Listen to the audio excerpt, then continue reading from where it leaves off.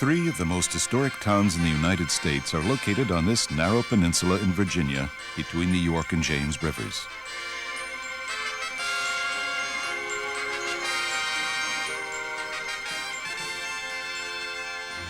A visit to Jamestown, Colonial Williamsburg, and Yorktown is a visit to America's beginnings. The three towns are connected by Colonial Parkway.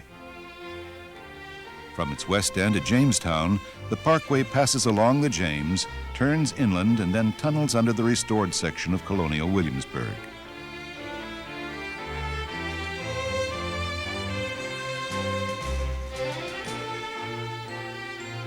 It continues on through park-like woods and along the York to its western end at Yorktown.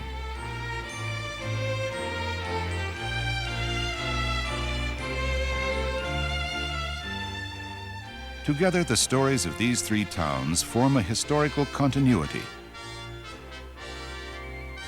Each one illustrates a specific part of the chronicle which had its beginnings in England nearly 400 years ago.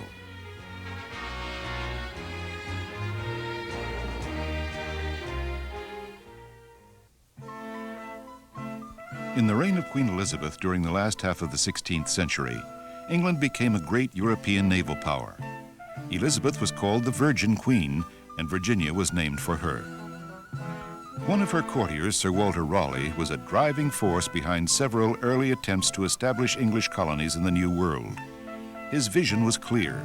"I dream," he wrote, "of a new English nation in Virginia." Jamestown was the first permanent English settlement in America, the first phase of Raleigh's dream. Williamsburg was the scene of the full flowering of English-American culture in Virginia. And at Yorktown, the surrender of the British Army under Lord Cornwallis brought about the death of Raleigh's dream.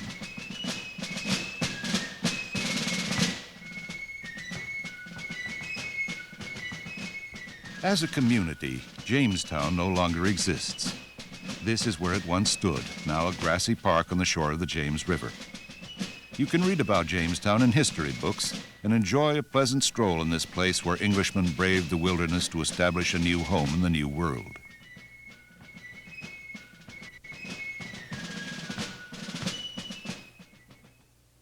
The Jamestown Visitor Center has programs and exhibits that tell the story of the English colony that was founded here so long ago. The striking obelisk nearby was put up in 1907 to commemorate the 300th anniversary of the landing of the first settlers.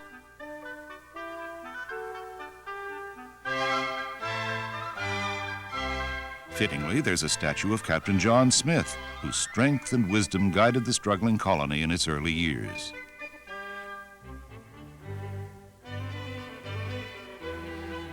Not far away is a romanticized statue of Pocahontas, whose friendship for the early settlers helped them in their relations with the Indians. Although no buildings remain from the earliest period, one 17th century structure is still standing here at Jamestown. This is the old church tower, dating from about 1647. Adjacent to the tower is Memorial Church, erected in 1907 on the foundations of two earlier churches. The foundations of a number of ancient buildings have been excavated at Jamestown, but to preserve them, they have been recovered with earth. The modern brickwork you see here outlines the fragile 17th century remains underneath.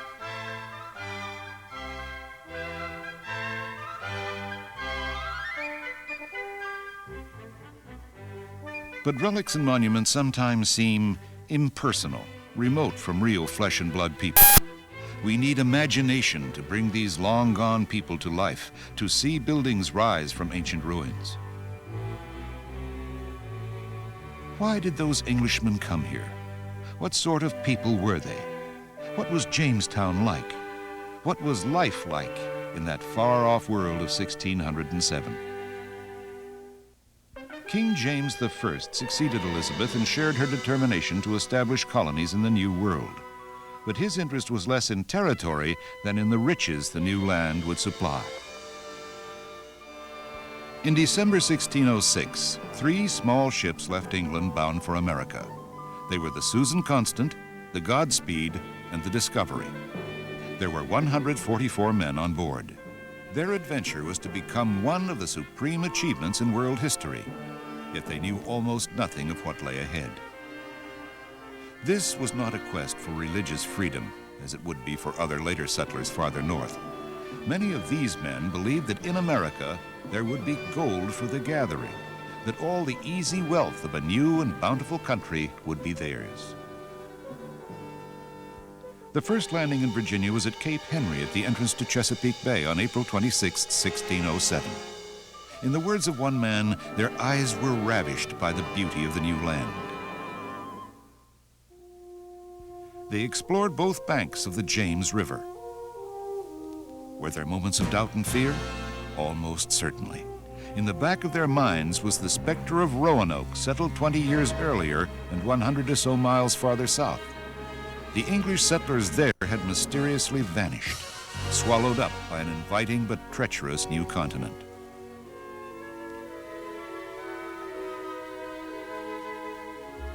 At last, on May 13, 1607, a suitable site was found.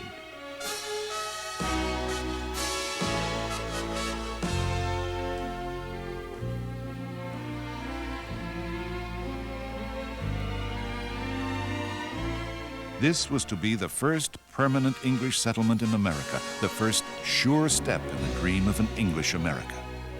The place was named Jamestown for King James. Construction of a triangular fort was begun. Trees were felled and trimmed for the high palisade that enclosed it. There was a bastion at each corner where guns from the ships were mounted.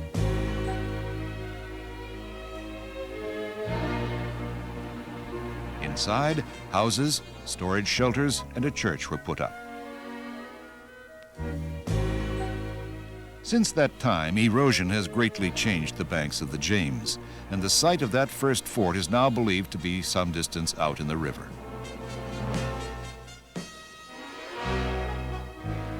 Our information about these first settlers is scanty, and the park's interpretive exhibits are based upon only a few facts filled out with reasonable guesses.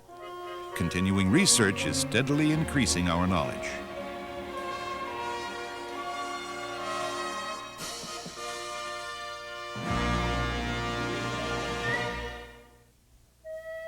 In 1607, the original inhabitants of Tidewater, Virginia, including the Jamestown area, belonged to a group of Algonquian tribes led by Chief Powhatan.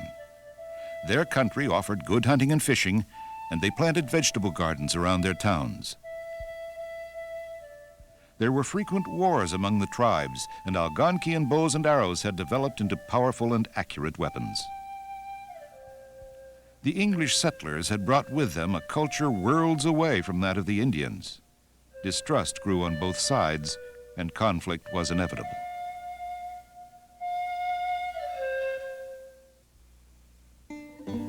In the little band of colonists, one man emerged as a leader, John Smith, explorer, adventurer, mapmaker, and prolific writer. He was a vain and boastful man, but he was of incomparable value to the fledgling colony. The settlers had planted crops as soon as they arrived, but the harvest was inadequate, and Smith secured essential corn and other foods by bartering with the Indians. Later, Smith was captured by another tribe, and according to his own story, was saved from execution by an Indian girl named Pocahontas, daughter of Chief Powhatan.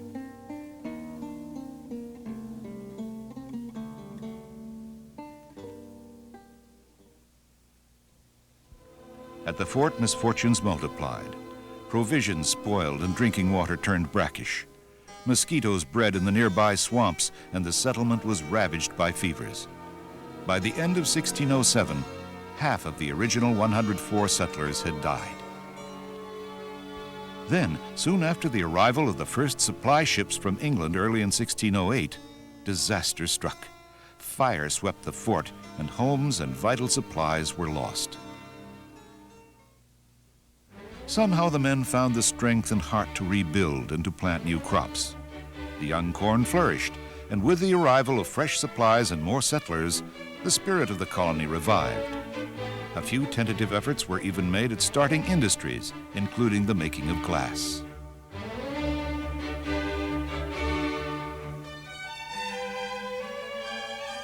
Near the ruins of the original glass-making furnaces of 1608, a 17th century glass house has been recreated, where modern visitors can see authentic glass-blowing techniques in living history demonstrations.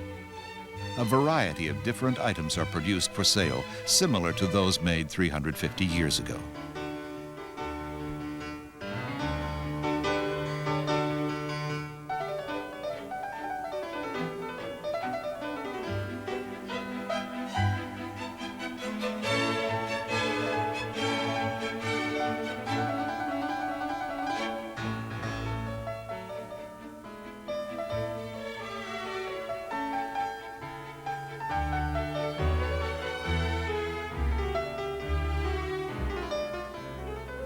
Fragments excavated at the original site suggest that window glass, bottles of various sizes, and plain drinking glasses were made in the early years at Jamestown.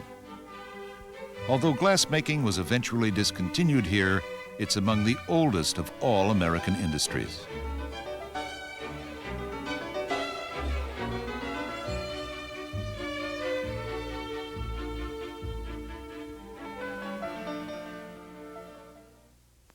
As the winter of 1609-10 approached, still more calamities befell the struggling colony. Crops failed, supplies dwindled, and the people were forced to scavenge for food. This dreadful period became known as the starving time.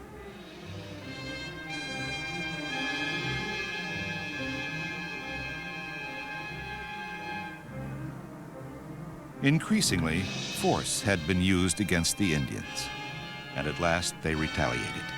It was no longer safe to go outside the palisade. Disease again devastated the colony. By spring, all hope was gone. Raleigh's splendid dream was dead. The place that first had seemed so fair had become a horror. Before this malevolent country could claim them, as it had the Englishmen at Roanoke, the survivors of Jamestown decided to abandon it. They went on board the ships and sailed downriver, bound for England, bound for home. Then, in an astonishing coincidence, before they had reached the Chesapeake, they met a fleet of supply ships. Destiny had smiled, and Jamestown was saved. Soon, more ships and settlers arrived. Other plantations were begun, upriver and down. Probably for the first time, there must have been a feeling of permanence in Jamestown. The tobacco plant grew wild in Virginia and had been used by the Indians for centuries. But the smoke did not please English tastes until John Rolfe developed a new variety and a new method of curing it. In 1617, the colony exported 20,000 pounds of the weed. Soon, nearly every householder grew some tobacco along with the family vegetables and hung the leaves indoors to dry. For a few, tobacco became the ladder to wealth. Its cultivation laid the foundations for the vast plantations of a later era, which would be based upon slave labor and rich golden leaves. For the settlements along the James, this new industry meant salvation. Trade flourished, and more English men and women determined to make Virginia their home. The New World had indeed provided the gold that the first settlers had hoped for so desperately.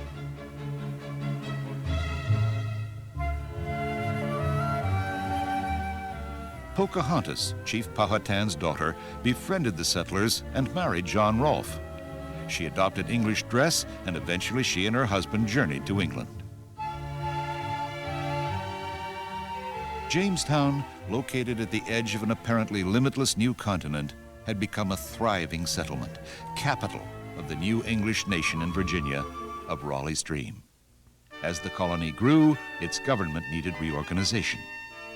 In 1619, in the Jamestown Church, which stood near where the old church tower is now, Governor Sir George Yardley convened the first representative legislative assembly in the New World. Our state legislatures and our federal Congress are directly descended from this earliest assembly at Jamestown. A pottery kiln has been excavated at Jamestown dating from about 1625 to 1640. Near it were fragments of everyday earthenware utensils such as mugs and bowls and pots. The craft of pottery making has been renewed here, using modern adaptations of many 17th century techniques. Visitors can watch the entire pottery making process, starting when the potter first kneads the lump of clay.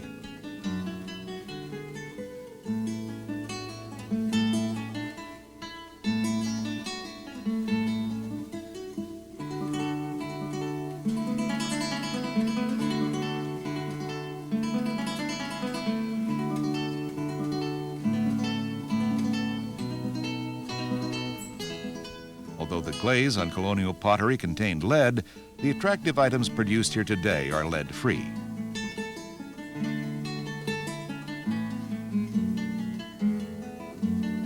Designs and decorations are based on authentic styles of the period.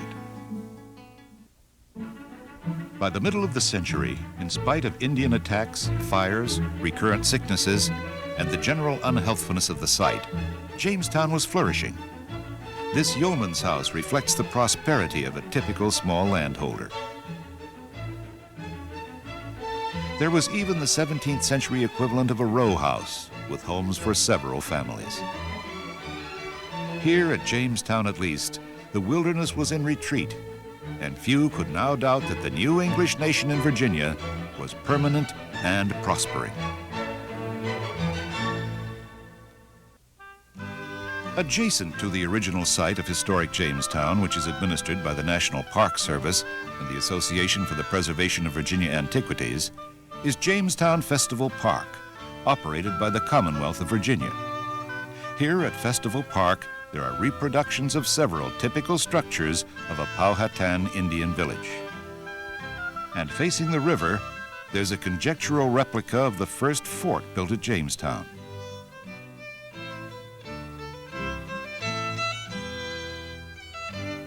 Inside are a church, a guardhouse, and 15 houses. Probably the star attractions at the Festival Park are the speculative reproductions of the 3 ships based on ship designs of the period. You can see the Susan Constant, the Discovery, and the Godspeed.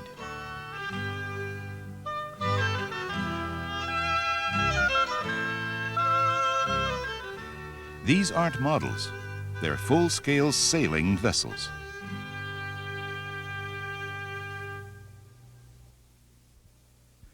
As the end of the 17th century approached, Jamestown had survived more than its share of crises, even a rebellion of frontier landholders who burned the town.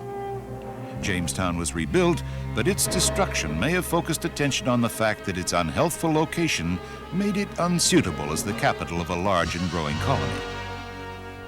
The final blow fell in 1698 when the new State House accidentally burned. It was decided to move the seat of government 8 miles northeast to a town called Middle Plantation.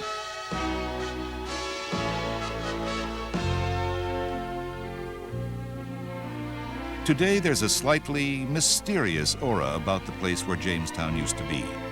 So little seems to remain from those early times. There are relatively few physical remains, it's true, and those are mostly fragments. But Jamestown was the capital of the colony of Virginia for over 90 years. This is where America began. Virginia and all the United States are the legacies it left to the future.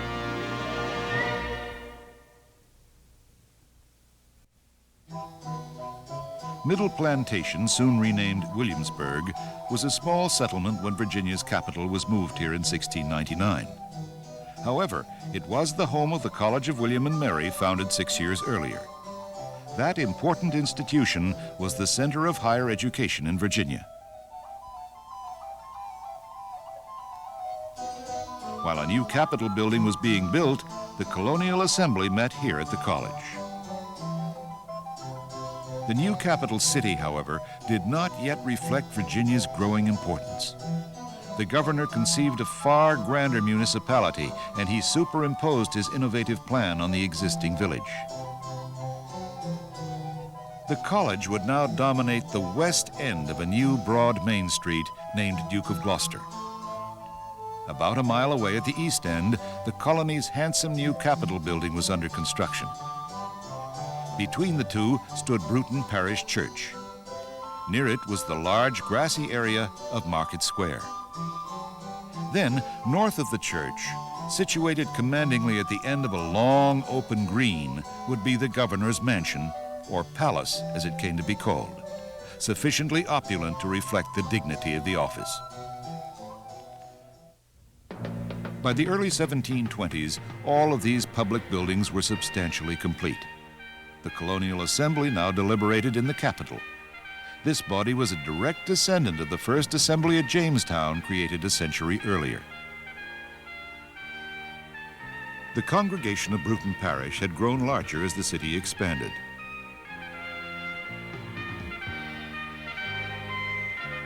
With the governor's palace, the colony of Virginia had a public building that was as splendid as any on the continent.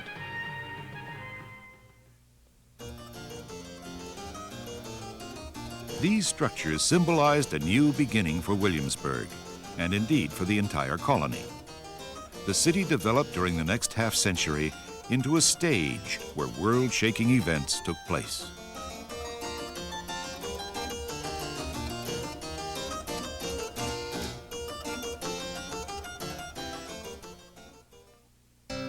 The number and variety of artisans, skilled workers who specialized in a trade, increased as Williamsburg grew. And soon the town was able to produce most of the basic necessities of food, clothing, and shelter. Williamsburg developed as Jamestown never had. And while that little village on the James River, the historic first English settlement in America, slipped into oblivion, the new capital flourished.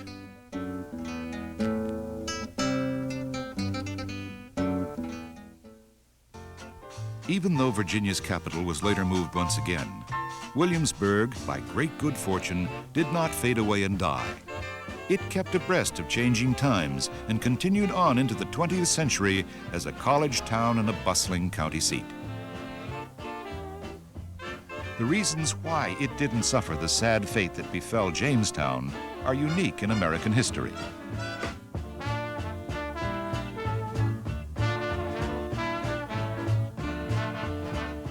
In the 1920s, Reverend W.A.R. Goodwin, rector of Bruton Parish Church, realized that Williamsburg's colonial buildings were fast disappearing, thanks to the rise of the automobile and the consequent modernization of the town. Many old structures were masked by alterations. Others had deteriorated, and some had been destroyed.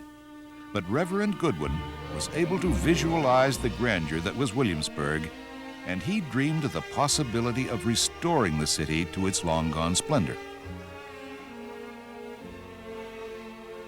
He described his dream to John D. Rockefeller, Jr.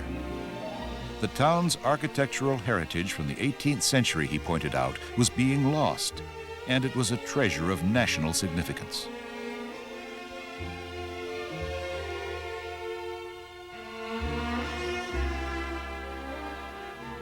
Mr. Rockefeller saw an unprecedented opportunity to recreate a community where modern Americans would be able to learn what life was like during an important period in their country's history.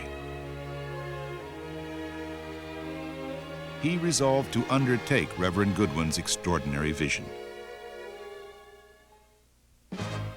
The work was begun in 1926.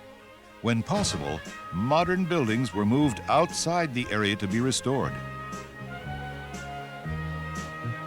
Many recent structures had to be destroyed so that colonial buildings could be reconstructed on their original sites.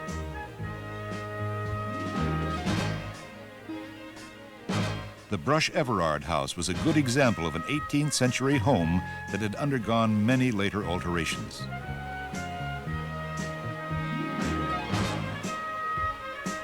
Before its restoration was begun, every feature of its construction and decoration was studied, inside and out.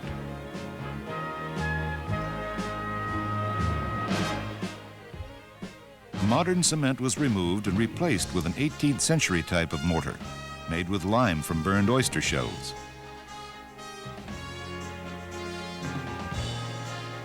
Layers of paint were peeled away so the original colors could be determined. At last, the Brush Everard House was complete, fully and authentically restored to its 18th century beauty.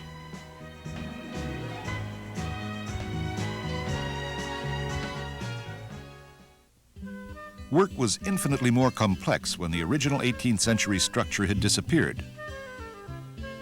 Both the Capitol and the Palace, for example, Williamsburg's two most important buildings, had burned long before. Documentary research alone was not enough.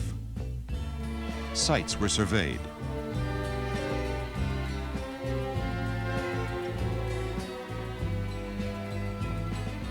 Archaeological techniques were used to uncover long-buried foundations. Even small fragments offered clues to building details. One historical item in the library of the college proved to be of incalculable value. It's known as the Frenchman's Map, drawn by a French officer in 1782. It locates the streets and many of the buildings of Williamsburg at that time. This carefully detailed manuscript came to be called the Bible of the Restoration. Another great stroke of luck in the Restoration story occurred in the Bodleian Library of Oxford University in England. Mary Goodwin, Reverend Goodwin's cousin, and her associate Miss Cannon, discovered an engraved plate made for an 18th century book. On it were drawings of the Capitol, the Palace, and the college, showing them as they actually looked during the city's golden era. For more than 30 years, Mr. Rockefeller provided funds to acquire 18th century sites and to restore or reconstruct the buildings of colonial Williamsburg. He and Mrs. Rockefeller, when they were here, made their home in Bassett Hall, an 18th century frame house set in lovely grounds. It was furnished by the Rockefellers with antiques and fine examples of American folk art, and is now open to the public. Carter's Grove, another 18th century house in a very different style, is located on the James River about 8 miles from Williamsburg.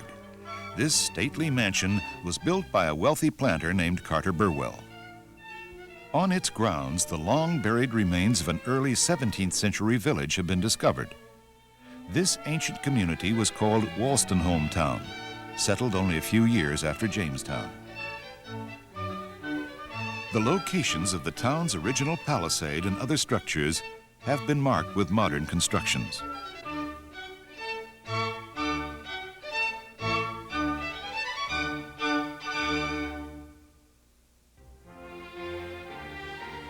Today, the historic area of colonial Williamsburg covers about 175 acres. It's a recreation on an unprecedented scale of a special time and place. 88 original structures from the late 18th and early 19th centuries have been restored to their former appearance. After extensive research, nearly 100 large buildings and several hundred smaller structures have been authentically reconstructed on their original sites. The palace and the Capitol are as imposing now as they were over 2 centuries ago, and today's visitors are able to see them as colonial Americans saw them.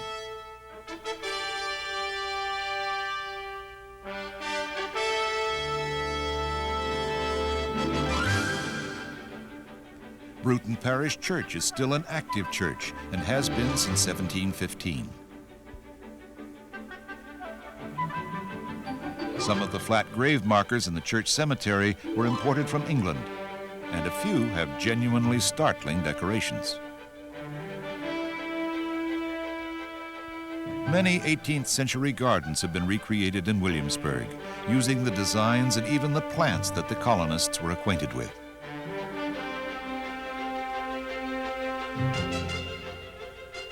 This famous garden copies the pattern of the Union Jack. Visitors to colonial Williamsburg, after they've appreciated the scope of the restoration, can go on to make some general observations about it. For one, everything is superbly maintained.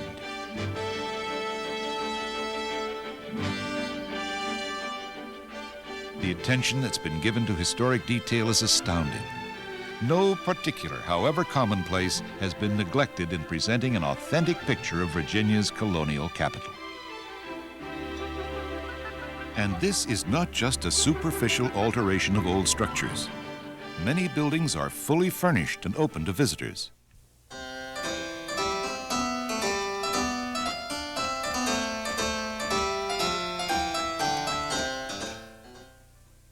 Several 18th century shops and taverns serve the public now as they did in colonial times. In addition, a variety of craftsmen work here, using 18th century tools and 18th century methods to create the products of the period.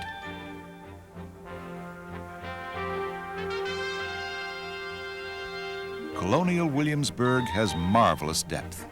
The town is three-dimensional, as all real towns are. But as any visitor knows, Colonial Williamsburg is not just a history lesson. The place is fun to visit, no matter how old or young you are. You can spend your time in the popular places on Duke of Gloucester Street, or find a less busy spot for a quiet walk. Most of all, you can see and do things here that are far from your everyday experiences. Loaded with cartridges. A paper cartridge, which contained inside at the bottom a round ball. Above it, a charge of gunpowder. And a little bit of the powder went right there. That's the priming. The cartridge simply inserted. A ramrod used then to seat powder, bullet, paper wad with one motion. The gun brought up and cocked, and it was ready to fire.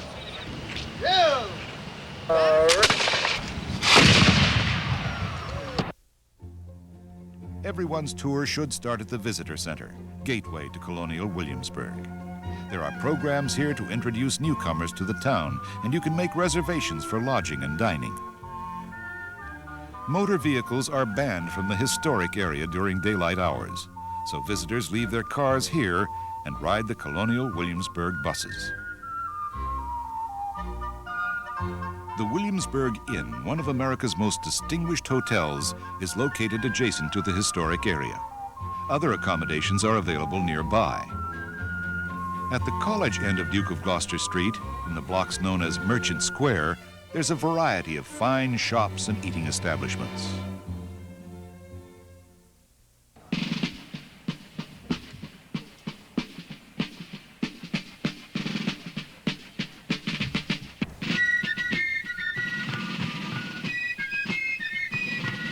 From the very beginning, entertainments, celebrations, and militia musters have been held in Market Square. These were among the most thrilling times for anyone to be in Williamsburg, and this is still true today.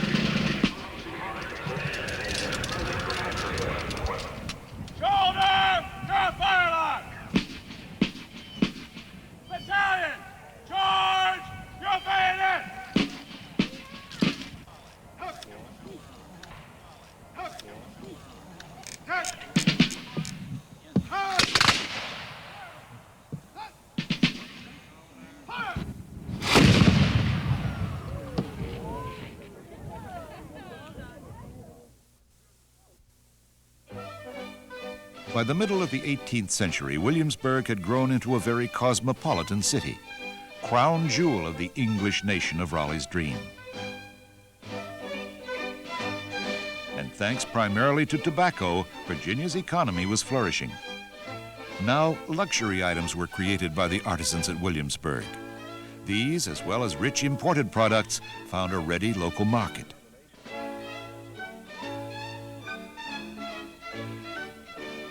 Many people enjoyed the luxury of more leisure time, too.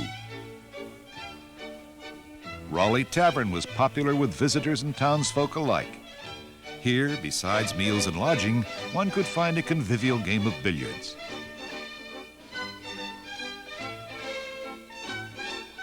In the Apollo Room, there might even be a lively dance.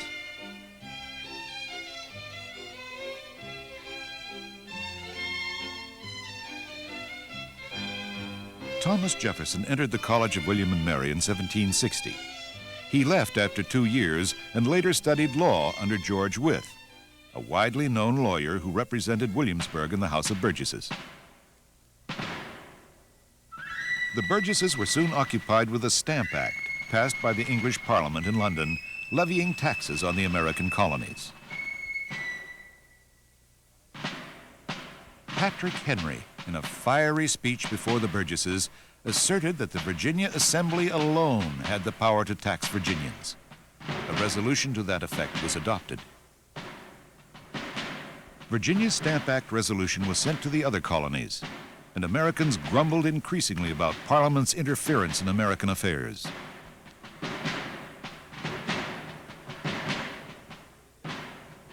Many colonists began to think about defending themselves against their mother country. The military aspects of the militia musters in Market Square gradually took on more significance. In 1773, colonists in Massachusetts dumped a cargo of tea into Boston Harbor to protest a new tea tax, and Parliament shut down the port. In sympathy, the Virginia Burgesses assembled at Bruton Parish Church, holding a day of prayer and fasting. To chastise these men, the colony's leading citizens, Virginia's royal governor, Lord Dunmore, promptly dissolved the assembly. The Burgesses then met in Raleigh Tavern and circulated a proposal to all the other colonies to meet and confer on united resistance. The result was the First Continental Congress, which met at Philadelphia in the fall of 1774. Peyton Randolph of Williamsburg was elected to preside, and a petition was dispatched to King George III protesting taxation without representation, the dissolution of colonial assemblies, and other parliamentary oppressions.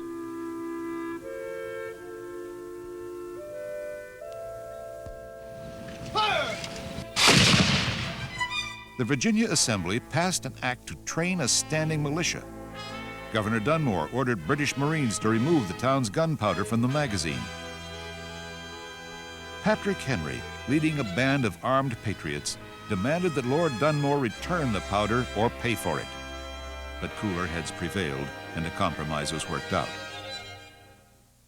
Then, a few days later, news reached Williamsburg of the skirmishes at Lexington and Concord, Massachusetts. War with Great Britain had begun. The Second Continental Congress convened in the Pennsylvania State House, now Independence Hall in Philadelphia, on May 10, 1775.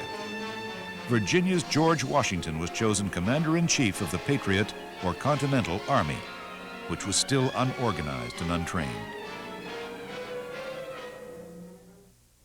In June 1776, Congress appointed a committee to draft a document to justify both the rebellion and the determination of the American people to secure their independence.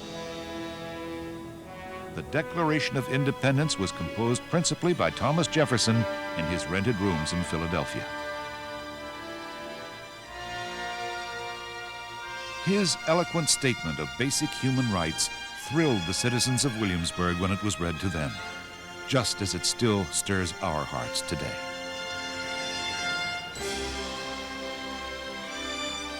In general, the war went badly for Americans until the fall of 1777, when the victory of General Horatio Gates at Saratoga changed the course of history. The date is significant, October 17, 1777. With the surrender of British General John Burgoyne and his entire army, Americans proved their abilities on the battlefield. The triumph at Saratoga helped to induce King Louis XVI of France to bring his powerful military and naval forces into the war on the side of the United States. Now perhaps freedom and independence might be possible after all. Meanwhile, in Virginia, the area of settlement had expanded westward, and Williamsburg was now far from the center of population. At last, in 1780, for this and other reasons, Virginia's capital was moved again, this last time to Richmond. But the historic peninsula between the James and York rivers, where America began, was to have one more brilliant moment of glory, when the vicissitudes of war focused the military strategy of both sides on Yorktown. The magical name Yorktown immediately brings to mind the surrender of a large British army, the great victory for America and her ally France that assured the independence of the United States. The surrender ceremony took place on this green and pleasant field, October 19th, 1781. Today, near the field, there's a display of captured British cannon.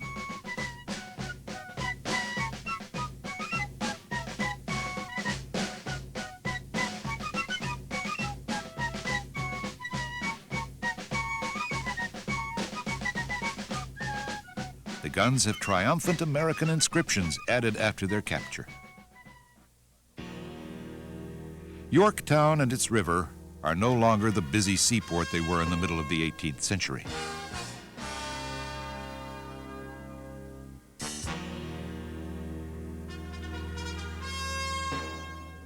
The population now is smaller, and tourism has become an important industry. The town still has a strong sense of its history, and a number of colonial buildings have been restored or reconstructed by the National Park Service. The Yorktown Victory Monument here commemorates America's alliance with France and the surrender of the British Army under Lord Cornwallis, which effectually ended the American War for Independence. The cornerstone of the monument was laid in 1881 at the centennial celebration.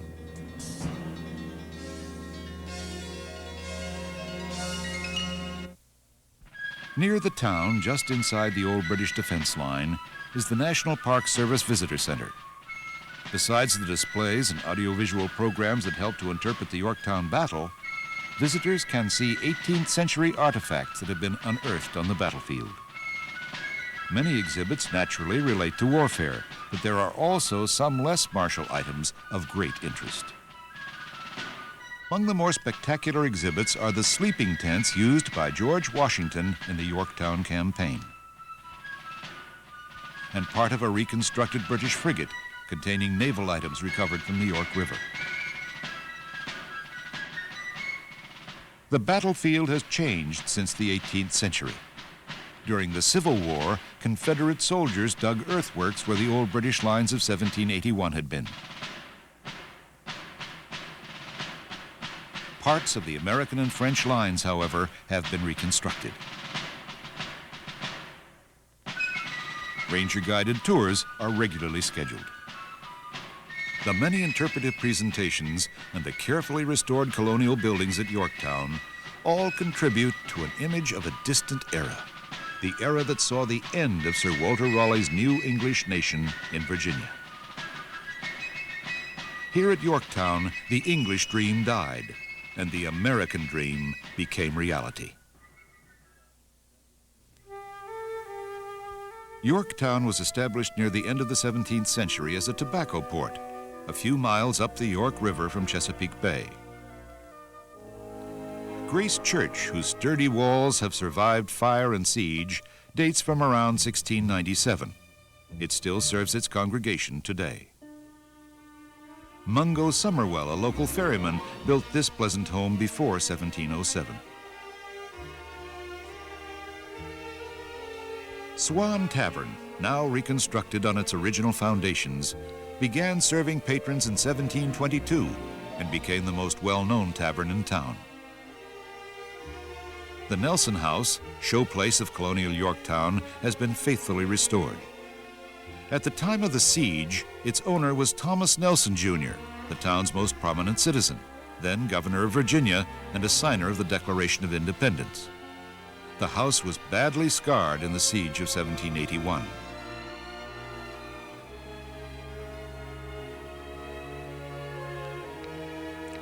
Affluent merchants built their fine homes on the bluffs above the river. Warehouses, shops, and a few modest dwellings like the Archer House were clustered along the waterfront. Yorktown reached its peak of prosperity about 1750. Croplands in the river basin were becoming exhausted, and Virginia's tobacco economy moved elsewhere. The town entered onto a slow decline.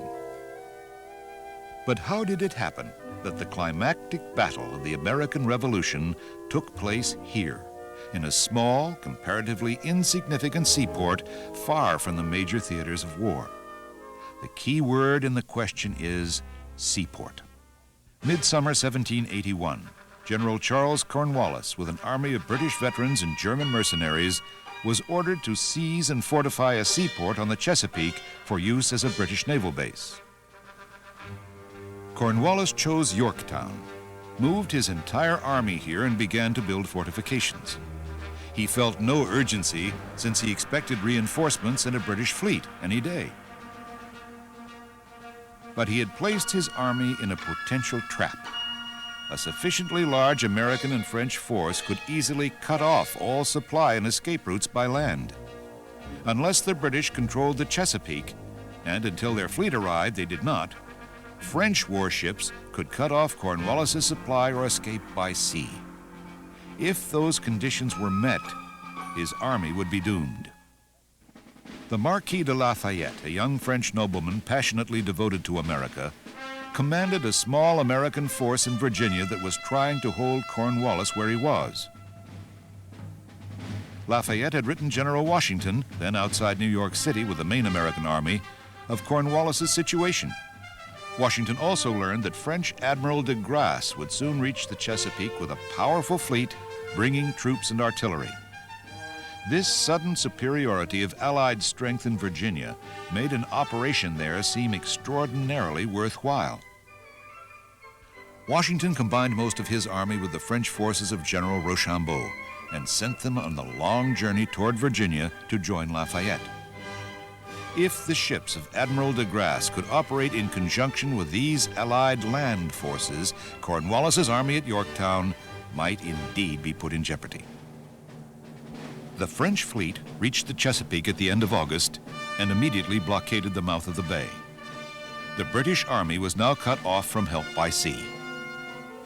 On the 5th of September, the expected British fleet under Admiral Thomas Graves was sighted off the Virginia Capes. De Grasse, leaving enough vessels to maintain the blockade, led his remaining warships out to meet the British. No American vessels took part in the battle off the Virginia Capes, yet its outcome decided the fate of the young United States. Admiral Graves fired first. Admiral de Grasse, on board the Ville de Paris, mightiest warship in the world, maneuvered to meet the enemy line. The British closed, and soon the lead ships of both squadrons were firing broadsides at almost musket range.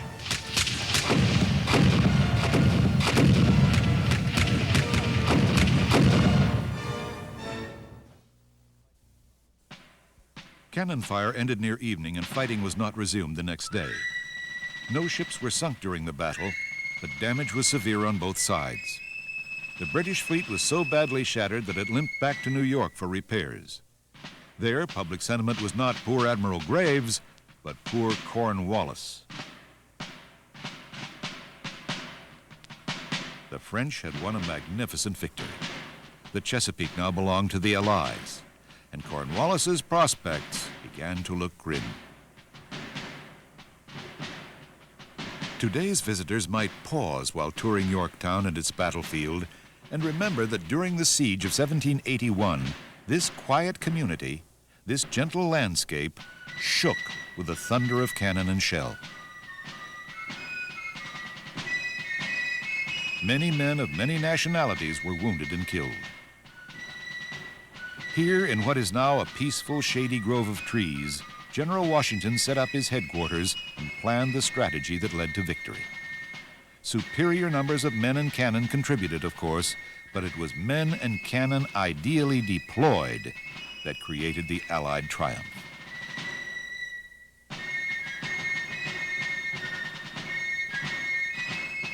After the British fleet had been driven off, Allied land forces continued to mass for the assault on Cornwallis.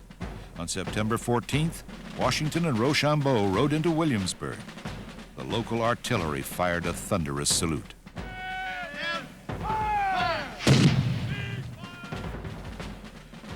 Washington made his headquarters here in the home of George Wythe.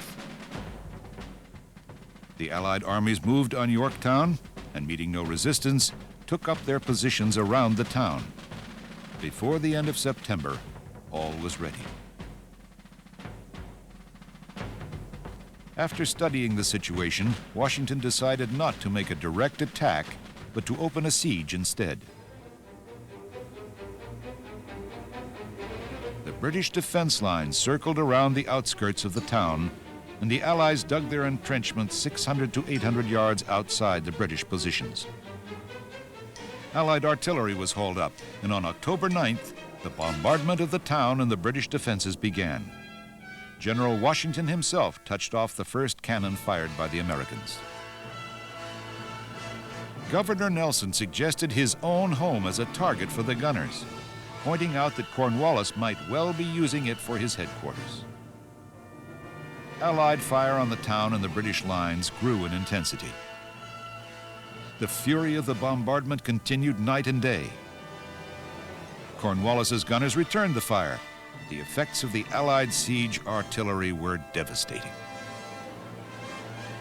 There's a local tradition that Cornwallis directed his operations from the shelter of a cave in the bluff. The cave still bears his name. The Allies began a second siege line, closer yet to the enemy's defenses. However, the new works could not be completed until two major British strongpoints, redoubts 9 and 10, were captured. Separate attacks were launched on the night of October 14th. French soldiers struck number 9. Alexander Hamilton led the American assault on redoubt number 10.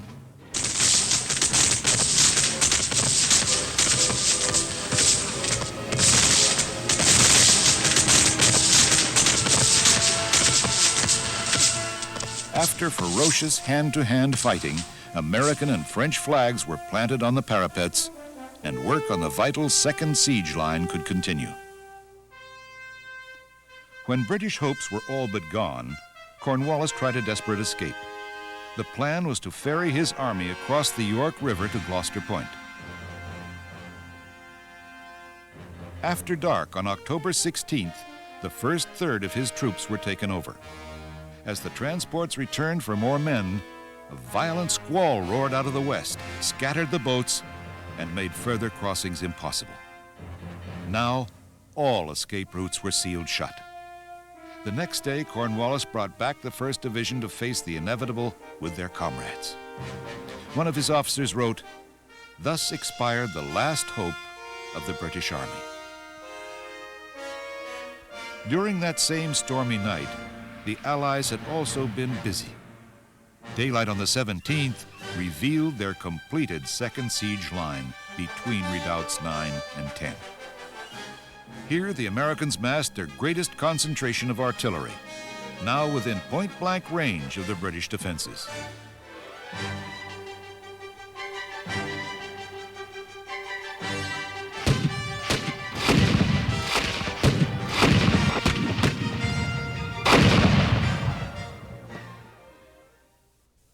On October 17, 1781, General Cornwallis sent a flag of truce to General Washington proposing terms of surrender. It was 4 years to the day after the surrender of Burgoyne at Saratoga, the American victory that had made possible the alliance with France.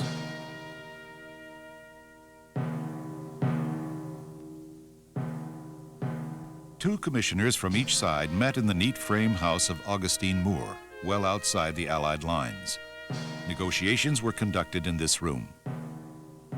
The Americans, remembering earlier humiliations at the hands of their enemies, set harsh terms, but the British had no choice.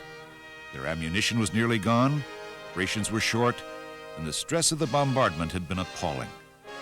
The surrender document was completed at last, and Cornwallis signed it the next morning.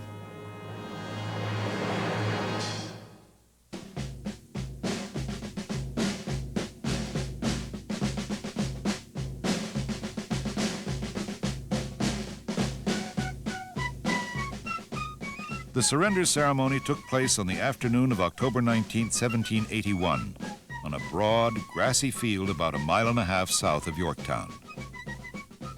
Civilians flocked to the site. General Cornwallis's army marched onto the field with flags covered. American soldiers, some smiling in victory, lined one side of the route. French soldiers, the other.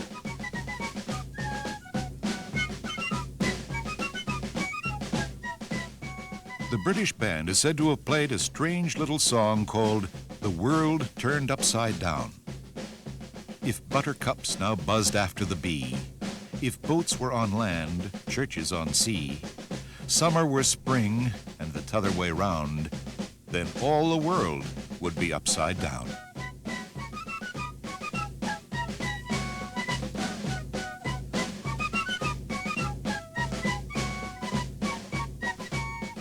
General Cornwallis was not present. He sent word that he was indisposed. His second in command attempted to surrender to General Rochambeau rather than to an American, but he was directed to General Washington, who turned him over to his second in command.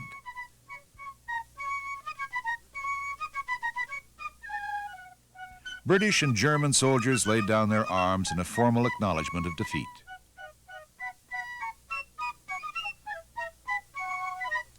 Later, when the British Prime Minister heard of the surrender at Yorktown, he exclaimed, "Oh God, it's all over." And indeed, that proved to be the case. Great Britain had lost the colonies. For most Americans, the war ended here, although Britain did not recognize American independence until the Treaty of Peace was signed nearly 2 years later.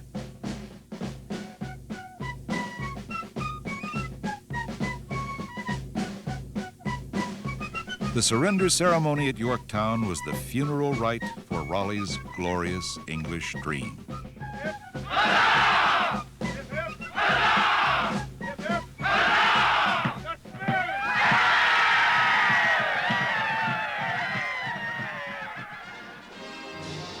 Today, more than 2 centuries after Yorktown, ancient antagonisms are long forgotten.